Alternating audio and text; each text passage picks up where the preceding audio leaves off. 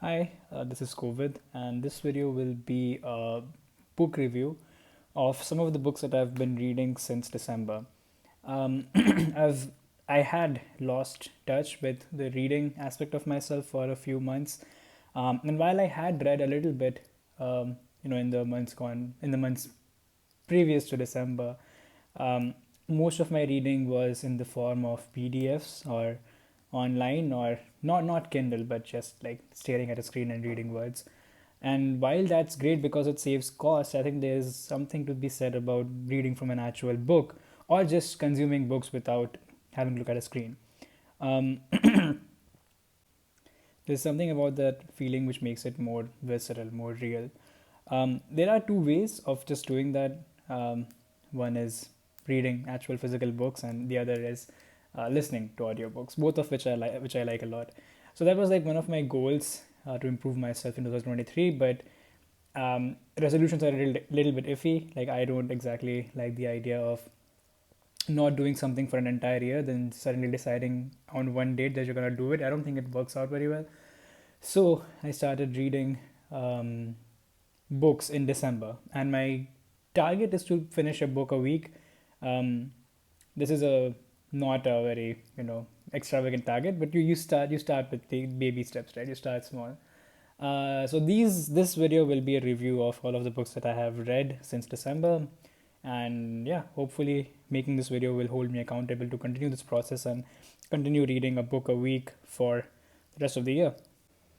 We start with the self-driven child. The self-driven child. This is a book on parenting mostly. One of my interests recently has been in the early education slash parenting slash alternative education slash childhood development space because of my work. I want to read a lot of these books, and I probably will read more of these books as the 2023 sort of progresses. I had read another book before this, but anyway, it's a long story.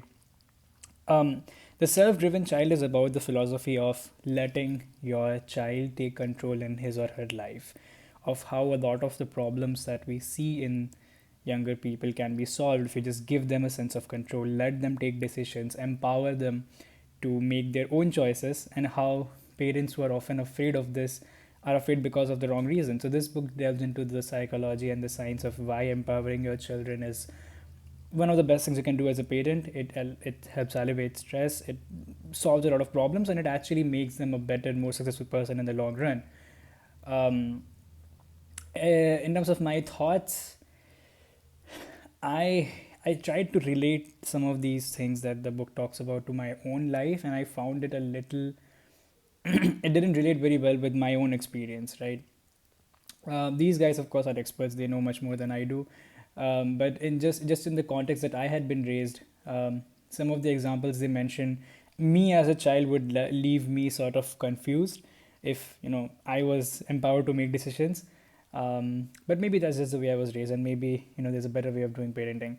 Um, at least the thing that this book has definitely done for me is that it has given me a lot of new perspective on how to think about parenting differently, not necessarily the right or the wrong way, but definitely something new and different from what I was used to.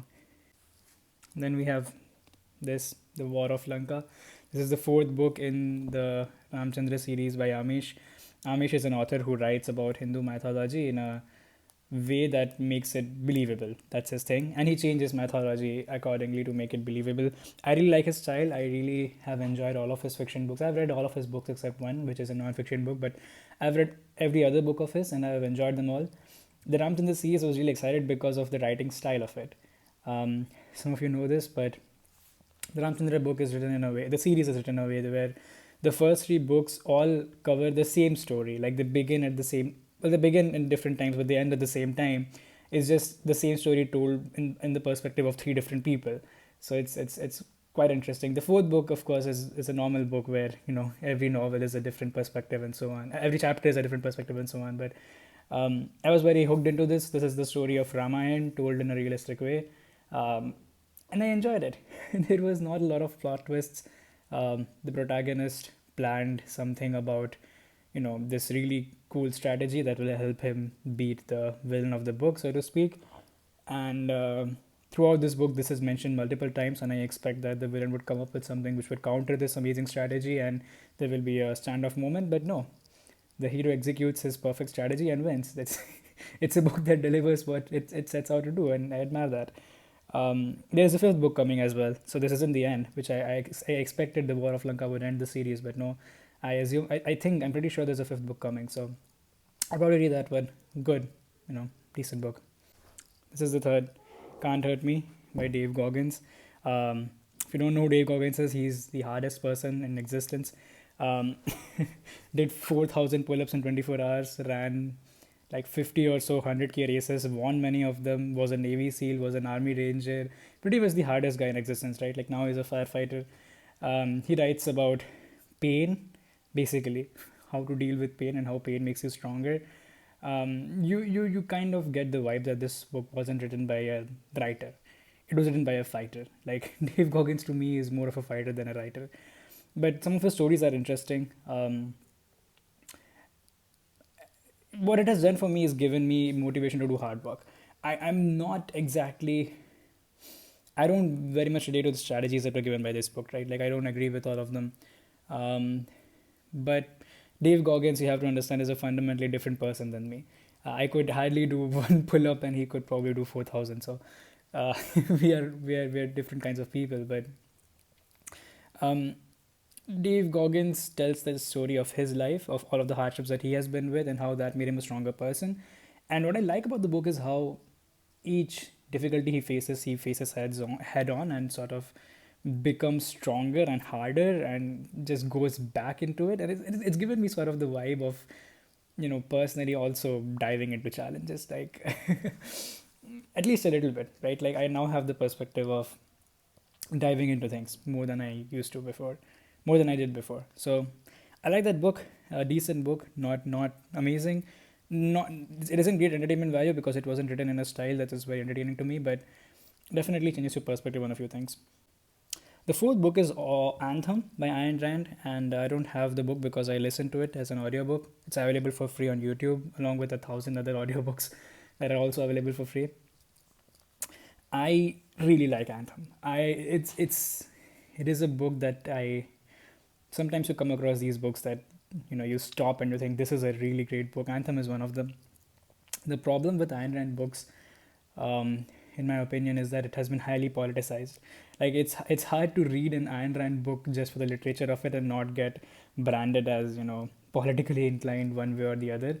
And I get why that is. Like I read her book and I understood why her work is so politicized. Um, so it's hard to sort of separate, I guess, political agenda either way, either or, from the literary aspect of it. But taking that away, like I taking away the political aspect of it, which in essence I think is a very large part of the book. Like if you take away the political aspect of it, not a lot of the book remains. But even when I did that, I really enjoyed the literature. I really did. It convinced me to go ahead and read Atlas Shrugged, but I saw how big that book is, and I have, you know, I have checked my aspirations since.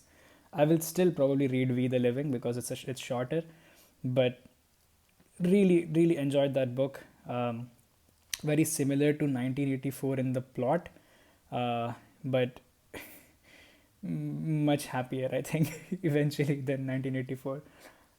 But I really like the book. If you're looking for good fiction books to read, I would recommend Anthem. And we have this Tools of Titans by Tim Ferriss. Uh, Tools of Titans is a book that I didn't finish.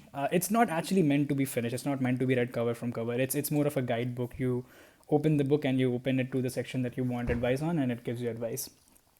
I like that book. I really do.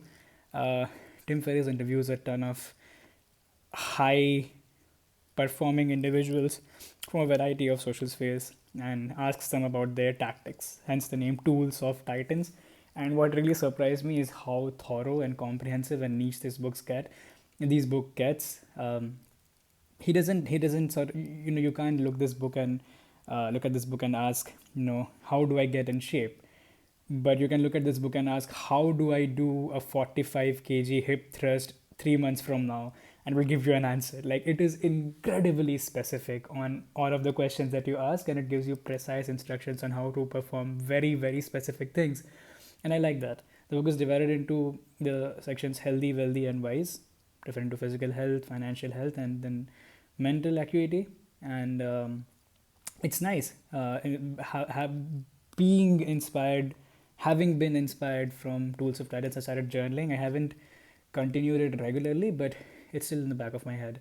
So, good book, great takeaways, and I still go back to it from time to time when I need advice on a very specific thing, and somehow whatever I need advice on is always there in the contents. But really good book. It's like a really great reference book. Also, a shout out to Isaac Asimov's I, Robot.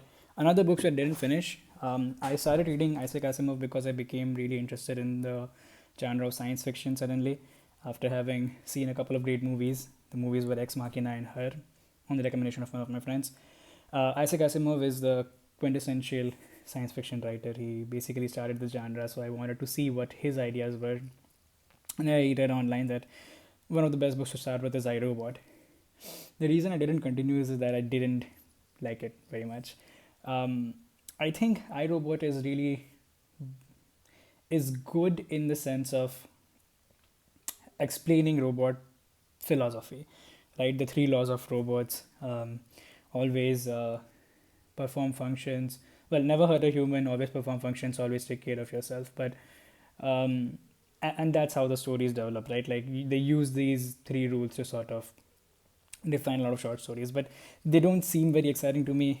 You understand that, having like knowing that this book was written long, long ago. I think early 1900s, or maybe even late 1800s. I think early 1900s. But science fiction has come a long way since then. A lot of the stuff that Isaac Asimov talks about in his book are now real, and more advanced things are real now. So it doesn't strike my fancy too much, but I still respect the book because of the genre that it ushered in, because of all of the works that followed it, because of laying the groundwork for future generations of science fiction writers and players to perform on.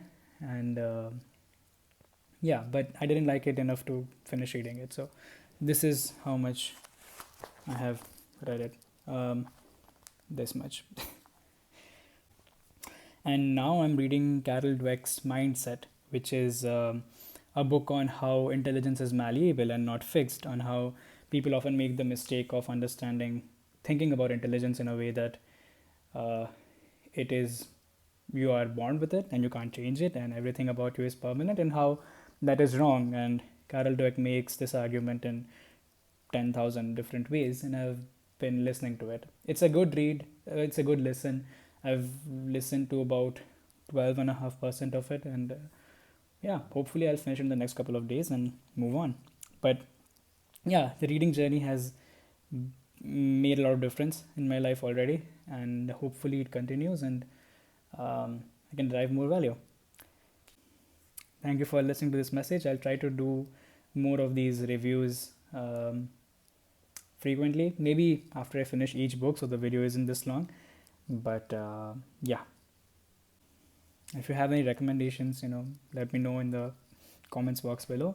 And if you have your own reading goals, put them below as well, and let's have a chat. See you. Thank you for listening.